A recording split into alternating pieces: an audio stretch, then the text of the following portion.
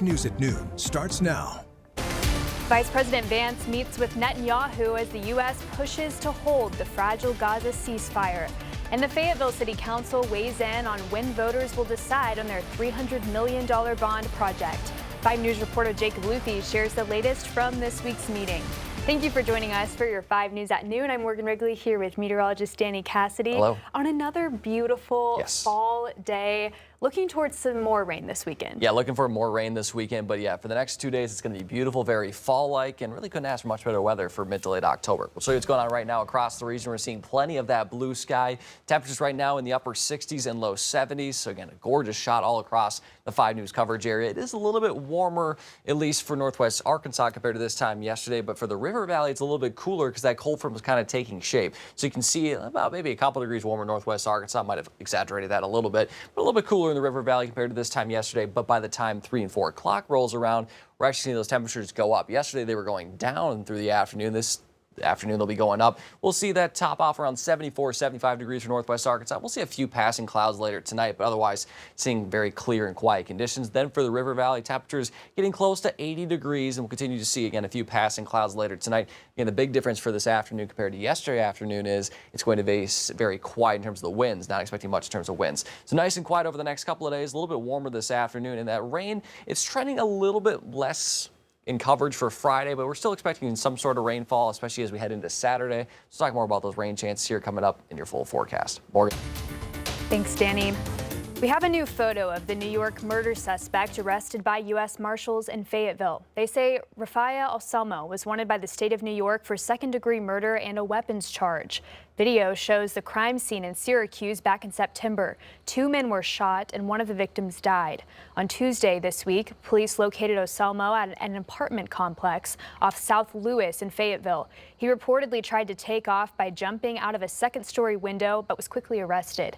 Authorities in New York say Anselmo was arrested in May in connection with a different shooting in Syracuse. Authorities are working to learn how he got out of jail. And a Fayetteville man charged with capital murder will be in court this afternoon. According to the docket, he's asking that the state discharge his counsel. Casey Jennings is accused of killing his ex-girlfriend and disposing of her body. Fayetteville police reported Allison Castro missing in September 2022. They say evidence led them to arrest Jennings a week later.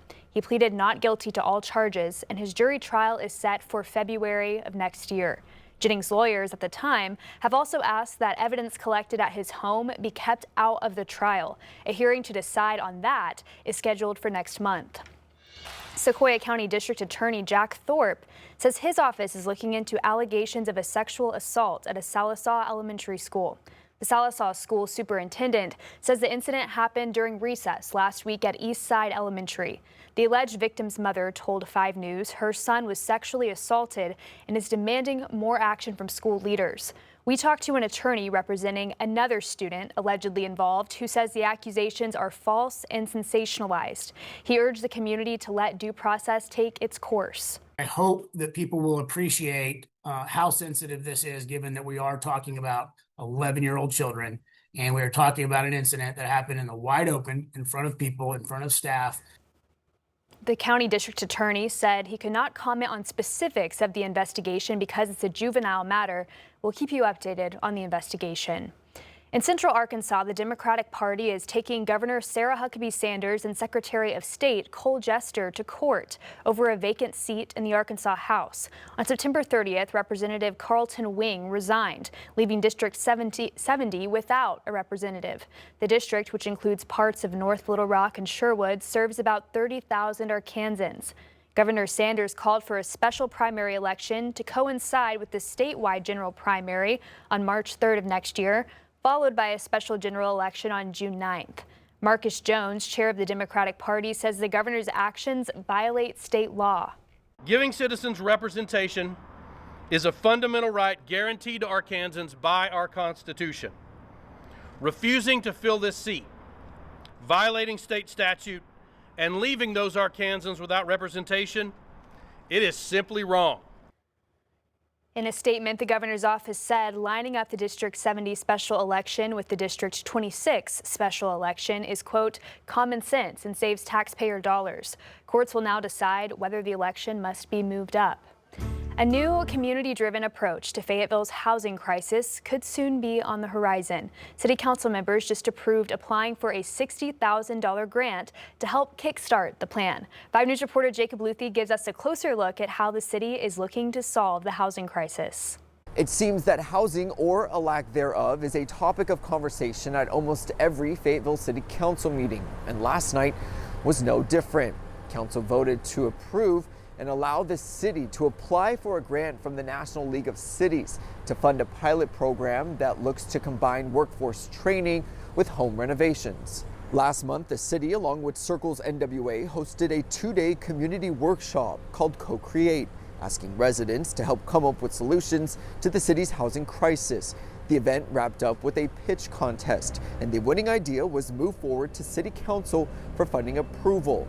That winning idea, Development Squared, a plan to identify underused properties, renovate them through a workforce training program, and then require they be sold or rented at affordable rates. The goal, to create more housing options for low to moderate income families in Fayetteville, while also boosting the construction workforce. Anna Hurley with Circles NWA says sometimes the best solutions are found by those who have been affected by the housing crisis themselves.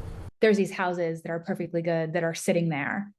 Let's figure out as a city how to get the owners mobilized to use them to the betterment of the community. It's a win-win-win because it's affordable housing, it's workforce development, and then it also can provide that the owner of the home some additional income as well. And that's what's so exciting about seeing these community-driven initiatives is everyone is thought about. Again, last night's vote was to allow the city to apply for that $60,000 grant from the National League of Cities. Whether or not they receive that funding is still to be determined. If they get the money, the city hopes to start this pilot program come January. In Fayetteville, covering news where you live, Jacob Luthi, 5 News. Thank you, Jacob. It's day 22 of the government shutdown and still no deal in sight. As essential workers continue without pay, pressure is mounting on lawmakers to act. The shutdown is now in its 4th week, and furloughed federal workers like Defense Department employee Melissa Westbrook are turning to food banks. Meanwhile, Republican senators say they won't negotiate health care until Democrats agree to reopen the government. We don't know when it's going to end, and I need to pay my bills, and we need this to hurry up and, be over with. So it's stressful. This is now the 2nd longest government shutdown in U.S. history and the longest full shutdown with no end in sight.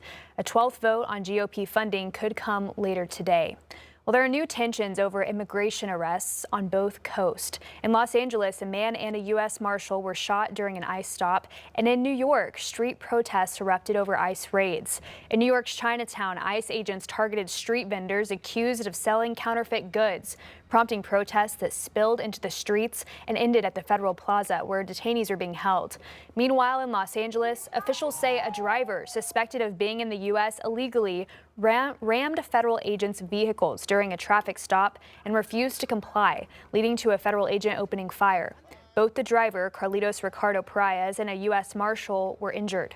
Parias is a TikTok personality known for filming immigration enforcement. His attorney says the shooting was unnecessary.